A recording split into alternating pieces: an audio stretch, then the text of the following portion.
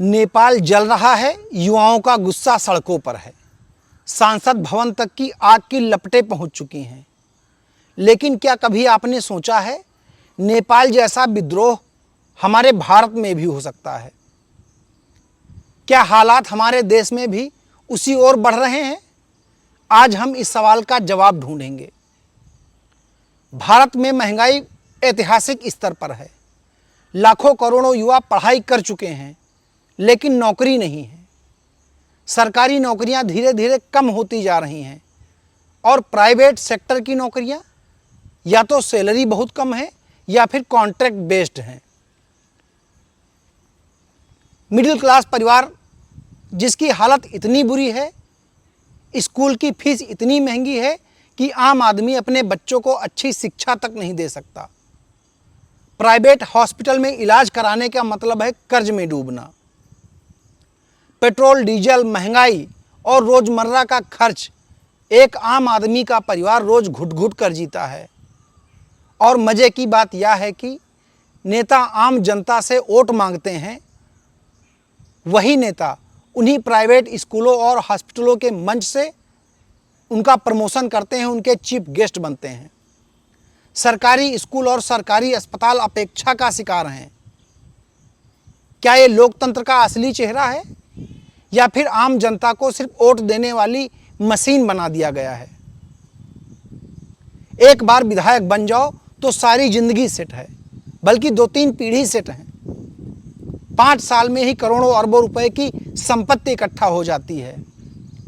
भ्रष्ट अफसर मिलकर सरकार और जनता का पैसा लूटते हैं और गरीब आदमी की सुनने वाला कोई नहीं है। सोचिए, जिन युवाओं को भविष्य संभालना चाहिए वो बेरोजगार बैठे हैं। जिन किसानों को अन्नदाता कहा जाता है वो कर्ज में डूबकर आत्महत्या कर रहे हैं। जिन मध्यम वर्गीय परिवार को रीढ़ की हड्डी कहा जाता है, उनकी रीढ़ की हड्डी तोड़ी जा रही है। क्या यही लोकतंत्र है या यहाँ अंधेर नगरी चौपट राजा वाला खेल चल रहा है, जहाँ सत्ता में बैठे लोग जनता के दर्द से अंधे हो चुके हैं? नेपाल में हालत अब असहनीय हो गए हैं तो जनता सड़कों पर उतर आई।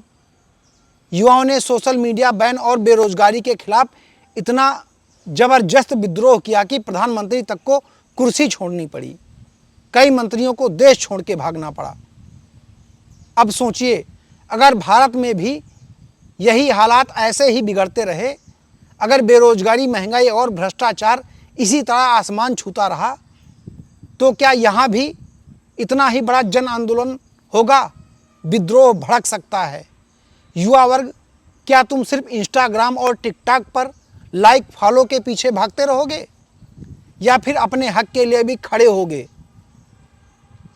मिडिल क्लास परिवार, क्या तुम हमेशा समायोजन करते करते अपनी अगली पीढ़ी को भी इसी दलदल में धकेल दोगे? किसान, मजदूर, छोटे व्यापारी कब तक सब कुछ सहते रहेंगे? क्योंकि इतिहास गवाह है, जब जनता जागती है तो किसी भी सरकार को झुकना पड़ता है, लेकिन जब जनता सोती है तो शासक लूटते रहते हैं। नेपाल की आग हम सबके लिए चेतावनी है। भारत में हालात काबू से बाहर होने से पहले हमें सवाल पूछने होंगे, हमें जवाब मांगने होंगे, हमें आवाज़ उठानी होगी। क्योंकि अगर हम चुप रहे तो शायद कल यही आग भारत की गलियों में भी दिखेगी। याद रखिए, बदलाव सड़क पर उतरकर सिर्फ तोड़ फोड़ करने से नहीं होता, बल्कि जागरूक होकर, एकजुट होकर सच्चाई की लड़ाई लड़ने से होता है। तो सवाल यही है, क्या भारत की जनता जागेगी या फिर इस अंधेर नगरी में सब कुछ यूं ही चलता रहेगा?